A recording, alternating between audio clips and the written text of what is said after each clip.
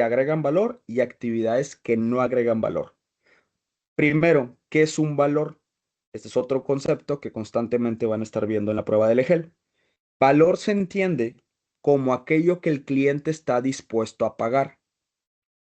Hay cosas que nosotros como empresa podemos decir, oye, yo quiero darle algo extra a mi cliente por X cosa, por temas de mercadotecnia, por temas de querer tratarlo de hacer sentir un poco mejor. Pero si mi cliente él considera que lo que yo le estoy dando como extra a él no le interesa y yo no estoy viendo un beneficio de retorno del cliente, pues ese es algo que él no le está viendo un valor agregado. Y son cosas que yo como empresa pues tendría que eliminar porque lo único que está sucediendo es que estoy invirtiendo mis recursos, llámese tiempo, operacionales o de dinero, en actividades que él no está valorando. Algo importante aclarar aquí es, el valor de un producto es totalmente diferente al precio del producto. El precio del producto es literalmente lo que le va a costar al cliente, 100 pesos, 50 pesos, 30 pesos, dependiendo al análisis que nosotros hicimos de costos y vemos cuánto es lo que queremos ganar de utilidad. Ese es el precio. Pero el valor es lo que él está considerando que por que esa cosa que tú haces vale la pena comprarte a ti y no al competidor. Por eso decimos que es lo que él está dispuesto a pagar. Un ejemplo que normalmente les doy para que sea un poco más entendible es como si ustedes fueran a un McDonald's, compran una hamburguesa, un combo, y les dice el cajero, el combo cuesta 100 pesos, pero te voy a cobrar 20 pesos más para que alguien dentro de aquí de McDonald's confirme que la hamburguesa te la ensamblé bien y que no te la voy a dar mal ensamblada. Estoy casi seguro que todos los que estamos aquí, ninguno pagaríamos 20 pesos más para que alguien revise que la hamburguesa está bien ensamblada. Bueno, eso que nosotros no estamos dispuestos a pagar es algo que para nosotros no tiene valor. Y esto es lo mismo que ocurre en las empresas. Y es algo que yo tengo que identificar, que todo lo que está ocurriendo en mi proceso, realmente mi cliente, si yo le preguntara, él me dijera, sí, sí te lo estoy pagando. Entonces, todas aquellas cosas, por ejemplo, empresas que se la pasan haciendo juntas todo el día, pues el cliente eso no le interesa. Al cliente le interesa que tú le des su colchón conforme las especificaciones que él está pidiendo. Él está esperando que la televisión que le estés vendiendo tenga la mejor tecnología, que tenga los mejores colores, que se le entregue lo más rápido posible.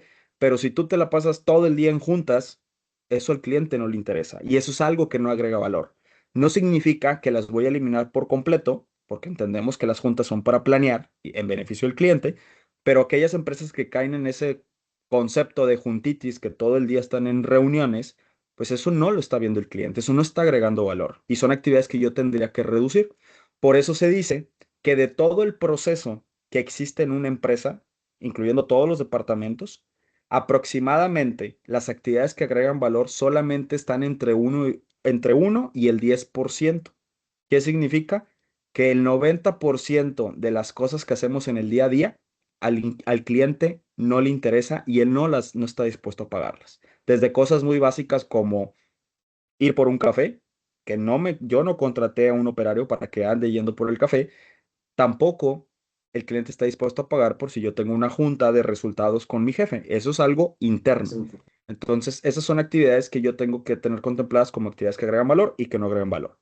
Ahora, todas las actividades que no agregan valor, que ese es otro, ese 90% que prácticamente ocurre en todos los departamentos, se le conocen como mudas por la palabra japonesa, porque todos estos conceptos vienen de Toyota. Y muda, ya traducido para nosotros, pues son los desperdicios, que era lo que ahorita les comentaba, que dentro de las preguntas del EGEL les van a estar dando contextos y ustedes van a tener que decidir cuál de los desperdicios están haciendo referencia. Algo que sí les puedo mencionar es que el contexto, cuando ustedes lo estén leyendo, va a tener varias respuestas, pero va a haber una palabra clave que va a descartar a dos respuestas de las tres. Entonces, no se confíen en solamente que a lo mejor estén leyendo y vean que dice la palabra espera y ustedes digan, ah, ya hablo de espera, inmediatamente se espera. No, la pregunta los va a tratar de confundir mencionándoles varias cosas de varios desperdicios, pero va a haber solamente una palabra clave que los va a ayudar a realmente diferenciar cuál es la correcta y cuáles son las incorrectas. Entonces tengan mucho cuidado en esa parte. Vamos a platicar un poco de los desperdicios. Estos desperdicios se están considerados como 7 más uno. ¿Y el por qué el más uno? Porque el último, que es el que ustedes están viendo en color rojo, que es el octavo, es uno que no se descubrió por Toyota y normalmente esto fue descubierto como en los años 2000, por así decirlo, y todos los demás los descubrió Toyota en los años 80, cuando ellos encontraron la excelencia en el tema de productividad y que hoy en día todas las empresas pues prácticamente tratamos de copiar. Vamos a hablar de cada uno de ellos en el orden en el que aparecen en la imagen. El primero, que es exceso de producción, aquí debemos de entender el hecho de yo no debo de producir más de lo que me está solicitando mi cliente. ¿Por qué? Porque el hecho de que yo esté produciendo a lo mejor 100 productos diarios cuando yo nada más estoy vendiendo 20, es que esos 80 productos van a terminar en un almacén de producto terminado. Y si mi producto, por ejemplo, tiene un tiempo de vida, pues son productos que tarde o temprano se van a echar a perder y si yo no los alcanzo a comercializar, yo estoy perdiendo dinero. Entonces es ilógico estar produciendo de más. ¿Qué es lo que yo debo de hacer en la empresa? Producir basado en pronósticos. Dentro de los pronósticos, nosotros tenemos dos tipos de categorías dentro de los pronósticos. Pronósticos cualitativos y pronósticos cuantitativos. Aquellos pronósticos cualitativos que existen dentro de la industria, específicamente hay uno, el más importante, el más llamado, que es el que probablemente más les pudieran llegar a preguntar en el EGEL, que es el método Delphi. El método Delphi consiste en que el área experta, llámese la junta directiva, llámese los gerentes de producción, los gerentes de ventas, ellos dicen cuánto en teoría creen que van a vender o que tienen que producir o que vamos a tener de porcentaje de rechazos, lo que queramos pronosticar. Ellos están haciendo un cálculo sin números, simplemente lo hacen basado en su experiencia. Creo que todos lo hemos hecho o todos tenemos a un jefe que en la empresa nos dice, en diciembre necesito que aumentes la producción porque yo sé que vamos a vender como 3,000 productos, cuando normalmente a lo mejor vendían 1,500. Pero eso es lo que él cree basado en las experiencias que ha tenido en los años anteriores.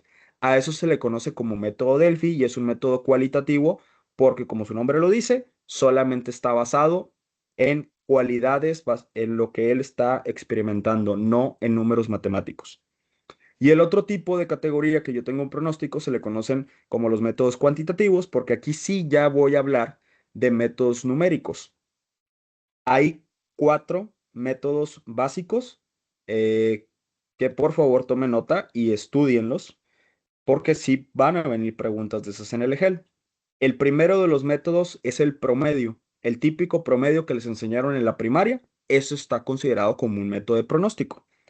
Posteriormente tenemos el promedio móvil ponderado, que es donde, dependiendo los datos que yo tengo, le voy a asignar un peso a cada uno de esos datos, entendiendo que los datos más recientes tienen que tener un peso mayor y los datos más lejanos respecto a tiempo yo les voy a dar una ponderación más baja.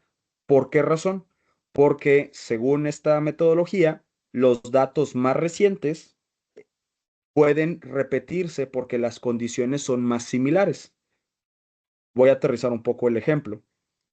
Ahorita, si yo quisiera pronosticar el 2026, a mí lo que me conviene es sacar los datos del 2025 porque es el año más reciente o los meses más recientes y puedo decir que octubre, septiembre y agosto les voy a dar una ponderación, por ejemplo, de un 5, de un 6 y de un 7, por inventar una escala y que los datos a lo mejor del 2023, 2024, les voy a dar una escala muy pequeña porque ya está muy alejado lo que pasó en esos años contra las condiciones del día de hoy, especialmente porque en esos años apenas nos estábamos recuperando de la pandemia y hoy prácticamente el mundo se ha recuperado. Por eso las condiciones son diferentes, entonces les doy una escala diferente.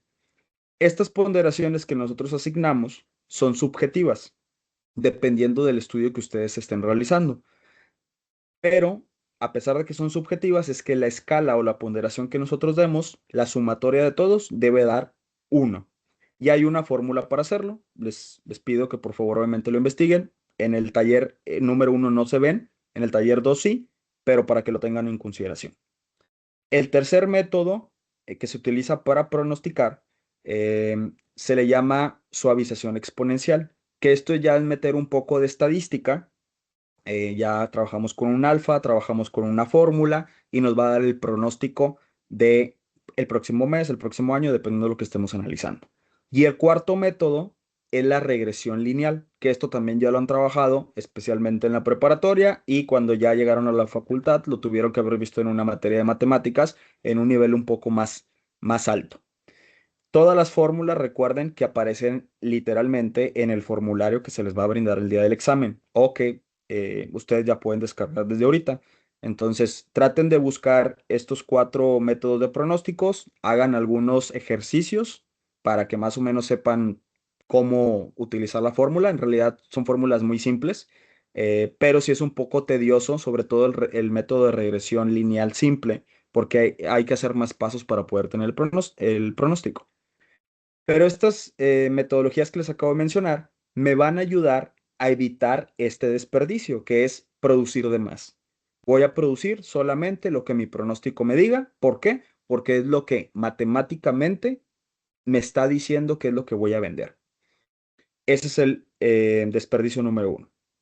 El desperdicio número 2, que son las esperas, es todos aquellos tiempos muertos en donde mi producto no se le está agregando valor o que mi trabajador está sin hacer nada. Nosotros sabemos que yo le estoy pagando un sueldo y yo le pago por las 8, 9 o 10 horas que él va a la planta. Yo lo quiero ocupado. Y eso mismo que pasa con el operario, yo quiero que la producción pase lo mismo, hablando ya directamente del producto. Yo no quiero que el producto se vaya deteniendo constantemente en la línea. Yo quiero que si empieza en la actividad 1, inmediatamente vaya por toda la banda hasta que llegue a su operación final y posteriormente a calidad. Cada que se detenga un producto se conoce como que se rompe el flujo continuo, que es uno de los principios del sistema productivo de Toyota y eso está considerado como un desperdicio, por lo mismo que ya platicábamos, no se está agregando valor. Posteriormente tenemos el transporte innecesario y el transporte hace referencia al movimiento del material, llámese materia prima, producto en proceso o producto terminado, de un lugar a otro para que continúe con su proceso.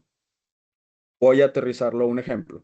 Supongamos que nuestra planta matriz está en Monterrey, Nuevo León, y para que a mitad del proceso, por alguna situación, yo ya no puedo terminarlo, lo tengo que transportar hasta una planta que se encuentra en otro municipio de Nuevo León. Ese traslado que yo estoy haciendo, ya sea en montacargas, ya sea en bandas transportadoras, ya sea en trailers, camiones o en el método que yo quiera transportarlo, eso es un desperdicio. ¿Por qué razón? Porque no está sufriendo ninguna transformación la materia prima, no está agregándose valor. Yo lo estoy moviendo porque pues obviamente lo tengo que hacer porque así está el layout de la planta, así está el proceso establecido, así se creó la planta, pero eso no significa que sea la manera eficiente. Yo lo que tendría que hacer es reducir lo más que se pueda esos transportes dentro del proceso y eso se realiza con una redistribución de nuestro layout. Esta parte del layout, ¿cómo puedo yo trabajarla? A través de los diagramas de recorrido y los diagramas de espagueti. Estos dos tipos de diagrama, por favor, también estudienlos porque también les van a colocar imágenes de tipos diagramas en donde ustedes van a tener que identificar cuál es la manera más eficiente para hacer un proceso, hacer un transporte y demás. Vuelvo a repetir, diagrama de recorrido y diagrama de transporte. Toda la sesión está siendo grabada, entonces pueden buscar cualquier concepto que a lo mejor no lo pudieron anotar para que hagan un poquito más de investigación. Después tenemos el cuarto desperdicio, que son el procesamiento en sí mismo o lo que nosotros conocemos como burocracia. Oye, voy a comprar tal producto y necesita pasar como por ciertas autorizaciones. pues probablemente eso es innecesario. A lo mejor con una o dos firmas es suficiente para comprar tal producto. Entonces, todo aquello que se hace nada más por hacerse y no hay un fin que lo justifique, nosotros lo conocemos como sobreproceso o burocracia. El término correcto, según la metodología, es sobreproceso. Y yo tendría obviamente que eliminar esas cosas que en realidad pues no hay ninguna razón del por qué hacerlo, ¿verdad? Obviamente el ejemplo más claro de todo esto es cualquier trámite ante el gobierno. El siguiente desperdicio, el siguiente muda, es el stock o el inventario no necesario o el sobreinventario, que es otro de los nombres que se les da a este desperdicio. Y este ocurre prácticamente por el desperdicio número uno, que es el exceso de producción. ¿Por qué el inventario o los sobreinventarios se consideran un desperdicio? Por lo siguiente, todos los productos terminados que yo tengo, dependiendo obviamente del producto, pero la mayoría va a ocupar cosas para poder estar bien administrado. ¿Cómo qué? Ocupo montacarguistas, ocupo montacargas, ocupo un espacio. Ese espacio tiene que tener los servicios básicos como luz, tiene que tener seguridad, tiene que tener cámaras de seguridad. Si es, por ejemplo, un producto que se puede echar a perder, necesito tener una cadena en frío, es decir, tengo que tener refrigeración y todo eso me cuesta. Entonces yo tengo que tratar que mi inventario, no importa cuál, si es el de materia prima o es el de producto terminado, sea lo mínimo y lo mínimo necesario. No significa que no tenga inventarios, significa que tenga solamente lo necesario para poder cubrir la demanda de mi cliente y un stock de seguridad. ¿Cómo puedo hacer esto? Hay tres metodologías que de igual manera tomen nota para que también las investiguen porque también van a aparecer en el examen. Análisis ABC, cantidad económica de pedido y punto de reorden. Esas tres metodologías me van a ayudar a tener un almacén bien administrado y bien administrado me refiero a tener el material necesario para que en el momento que me lo pidan yo poderle surtir, pero no tener pues producto de más que me estén provocando costos innecesarios. Ese es el diagrama, perdón, el MUDA número 5. ¿Sí, Christopher? Profe, ¿me podría repetir la segunda, por favor? Sí, es análisis ABC, cantidad económica de pedido y punto de reorden.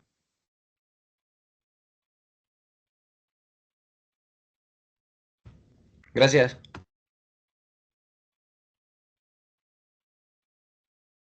Bien, el siguiente desperdicio es movimientos innecesarios, que esto es exactamente lo mismo que el transporte.